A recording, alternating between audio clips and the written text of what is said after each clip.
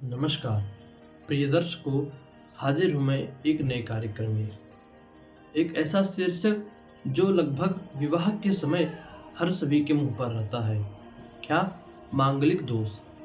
कुंडली में कहीं मांगलिक दोष तो नहीं? अगर है तो मांगलिक का विवाह मांगलिक से ही क्यों? कुंडली में मांगलिक दोष कैसे बनता है? मंगल दोष क्यों बनता है और मंगल से ही क्यों? शनि सबसे बड़ा पापक ग्रह, राहु केतु सूर्य क्रूर ग्रह मंगल के समान, तो मंगल दोष मंगल से ही क्यों बना? इन ग्रहों से क्यों नहीं बना? मांगलिक का विवाह मांगलिक से ही क्यों कराना चाहिए? तो आज इन्हीं सब बातों पर इस कार्यक्रम में चर्चा करेंगे। सबसे पहले बात कर लिए मंगल। यह मंगल ग्रह होता कैसा है? तो आप देखिए, तो मंगल ग्रह का कारक जो वस्तुएं हैं वे हमारे शरीर में, हमारा ब्लड हो गया, हमारी एनर्जी लेवल हो गई, कितना अधिक मेहनत करते हैं। और जिस्म की कुंडली में मंगल अधिक कारक होता है। मंगल जिसकी कुंडली में अधिक कारक होता है, अधिक बलशाली होता है, उसका स्वभाव कैसा होता है? तो अधिक परिश्रमी, शक्ति मिजाज का और उग्र स्वभाव वाला। थोड़ी थोड़ी बातों में खुश हो जाए तो थोड़ी बातों में गुस्सा हो जाए, छड़े रुष्टा छड़े तुष्टा वाला। कब खुश हो जाए कब फिर रुष्ट हो जाए, पता ही ना चले। जो अपना हो उससे कोई और ना छुए। मांगलिक लोगों का स्वभाव कैसा है? जो मेरा शिकार है उस पर कोई और हावी ना बोल दे। जो मेरी चीज है, जो मेरी वस्तु है, उस पर कोई और अपना अधिकार ना जमा कर पावे। शक्ति मिजाज का, ऐसे मांगलिक लोग होते हैं। अब यह दोष कुंडली में बनता कैसे है? तो लग्ने बेये चपाताले जामित्रे चाष्टमी कुजे। मंगल चाहे लग्न पत्रिका में लग्न में बैठा हो पहले भाव में, लग्ने बेये चपाताले, व्यय 12वें भाव में बैठा हो, पाताले चौथे भाव में बैठा हो, जामित्रे चाष्टमी कुजे 7वें और 8वें भाव में बैठा हो, तो कुंडली में मांगलिक दोष का विचार किया जाता है। कई शास्त्रकारों ने कहा है मांगलिक दोष का विचार सूर्य कुंडली से भी करना चाहिए। सूर्य कुंडली कैसे बनती है? तो सूर्य जिस भाव में बैठा हो उस भाव को लग्न में रखकर वहां से गिने 1 4 7 8 12 सूर्य कुंडली से करे। शुक्र कुंडली से भी करना चाहिए, चंद्र कुंडली से भी करना चाहिए मांगलिक दोष का विचार। किंतु लग्न को सर्वोपरि रखा, लग्न को आत्मा बनाकर सर्वोपरि रखा और चंद्र कुंडली को मन बनाकर दूसरे नंबर पर रखा। इन दोनों में ना बने फिर चिंता की कोई बात नहीं। अगर बने तो क्या काट, क्या परिहार है? तो सबसे पहला परिहार दिए कि मंगल जहाँ पर बैठा हो पहले चौथे 7वें 8वें 12वें भाव में, उस भाव का भावेश, उस भाव का जो स्वामी हो, वहाँ पर जो राशि बनी हो, उस राशि का राशिपति बली होकर उसी भाव में बैठे अथवा उसी भाव को देखे। ये पहला है, तोड़ पहली काट है, तो मंगल दोष कट जाता है। दूसरा बोले मंगल लड़की की कुंडली में जिस भाव में बना हो, पहले तो चौथे 7वें 8वें 12वें, सामने वाले की कुंडली में यानी लड़के की उस कुंडली में उन्हीं स्थानों पर पापक ग्रह बैठा हो, चाहे सूर्य हो जाए, शनि हो जाए, राहु हो जाए, केतु हो जाए, कोई भी ग्रह हो जाए, उन्हीं उसी जगह पर पहले भाव में बना हो तो पहले भाव में, चौथे में हो तो चौथे में, 7वें में हो तो 7वें में, 8वें में हो तो 8वें में और 12वें में हो तो 12वें में पापक ग्रह बैठा हो, तब काट हो जाता है। या मंगल नीच का हो और वक्री हो।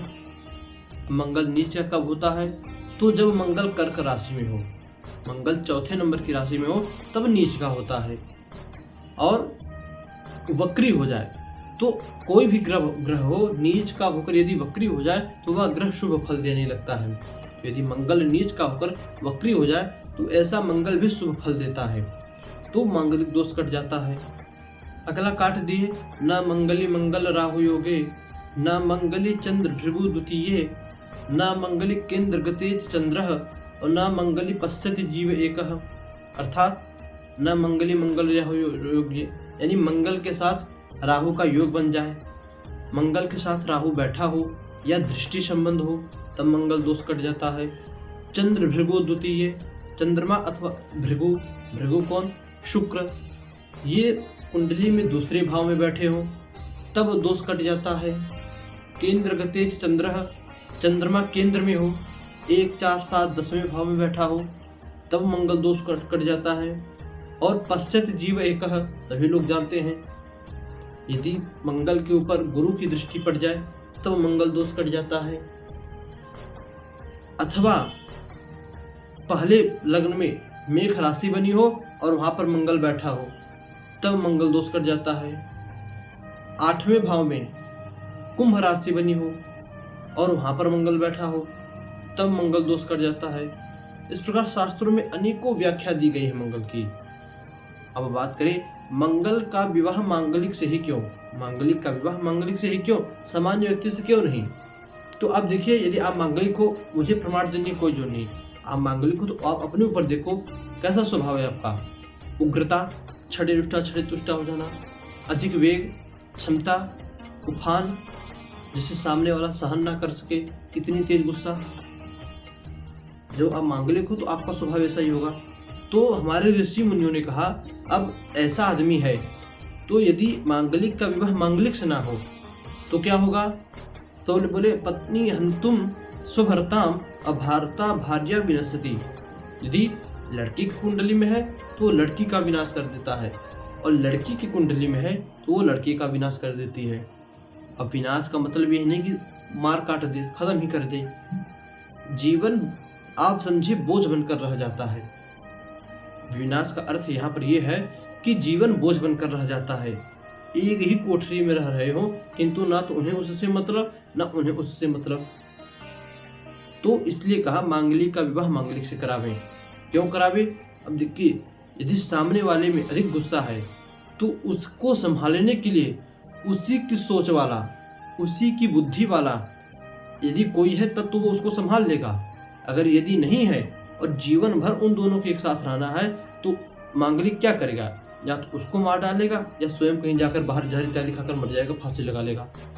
इसलिए कहा भले दोनों मांगलिक हो आपस में, कितना अच्छा। एक बात और, मांगलिक होते हुए भी दोनों मांगलिक है फिर भी कहीं कहीं देखा गया है फिर भी तलाक इत्यादि हो जाते, झगड़े हो जाते हैं। ऐसा क्यों? इन जगहों पर ग्रह मैत्री सही नहीं होती। कुंडली में मांगलिक दोष बराबर हो, दोनों मांगलिक हो, नाड़ी भकुट कोई दोष इत्यादि ना, ग्रह मैत्री बराबर हो तब विवाह करना चाहिए। और ग्रह मैत्री सबसे पहले देखना चाहिए। बोले ग्रह मैत्री बराबर हो, मांगलिक हो, कम भी हो, एक पूर्ण हो एक आंशिक हो तब भी चल सकता है। कैसे? सामने वाला मांगलिक है, ग्रह मैत्री बराबर है तो दिन भर कितना ही लड़ाई झगड़ा क्यों ना करे, शाम तक दोनों एक दूसरे को समझाकर फिर एक ही थाली में भोजन करेंगे। अब एक मांगलिक है, एक सामने वाला मांगलिक नहीं है। जो मांगलिक है उसका मैंने पहले बतला दिया, अधिक वेग रहेगा, अधिक उसके गुस्सा रहेगा, उग्रता अधिक रहेगी, उसका एनर्जी लेवल अधिक रहेगा। जब गुस्सा आएगा तो क्या करेगा आदमी? या तो सामने वाले को मारेगा पीटेगा या अपना स्वयं नाश कर लेगा। तो यदि दोनों मांगलिक हो तो एक दूसरे को समझाकर अपनी गाड़ी जीवन की आगे बढ़ा सकते हैं। किंतु एक मांगलिक हो एक मांगलिक ना हो तब ऐसी स्थिति में क्या होगा? या तो वही पत्नी भरता या तो सामने वाले को मार डालेगा या तो स्वयं का विनाश कर लेगा। इसीलिए अच्छा मंगल से ही क्यों, मांगलिक मंगल से ही क्यों? इसके लिए कहा मंगल सेनापति है। अब सेनापति को आप कुछ भी आदेश दे दो तो वो बिना विचार किए तुरंत काम करता है, तुरंत एक्शन लेता है। राजा ने सेनापति को आदेश दिया कि जाओ सामने वाले को मार डालो। अब सामने वाला देश उसका मित्र हो या शत्रु हो, वो बिना देखे तुरंत सेना के साथ उसके ऊपर हमला बोल देता है। राजा रहे तो एक मिनट सोचता है। सूर्य कौन है? सूर्य राजा है। वे रहते तो वे सोचते। शनि कौन? शनि दास है। दास भी अपने परिवार की रक्षा करता है। किंतु एक सेनापति ऐसा होता है जो राजा की बात आज्ञा मानकर तुरंत सामने वाले पर चढ़ाई कर देता है, तुरंत उसकी आज्ञा का पालन करता है। इसलिए मंगल को मेन रखा।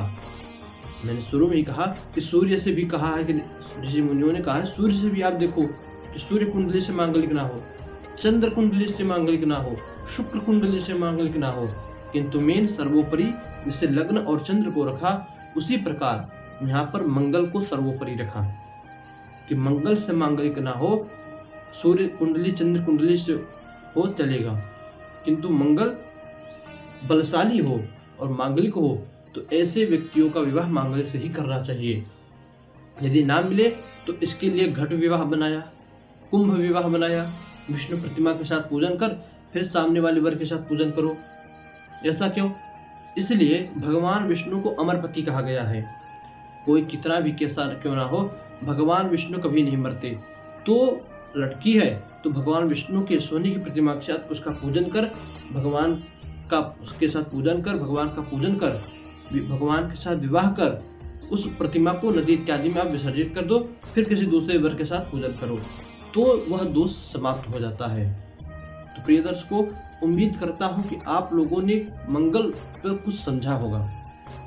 अब जितना मुझसे बन सका मैंने आपको समझाने का प्रयत्न किया। उम्मीद करता हूं कि आपने कुछ समझा होगा। यदि समझ में नहीं आया तो आप कमेंट कीजिए, मैं एक दूसरा वीडियो इसी टॉपिक पर बना दूंगा। तो बस आज के लिए इतना ही। पुनः मुलाकात हुई किसी नए कार्यक्रम में, नए टॉपिक पे। तब तक के लिए नमस्कार।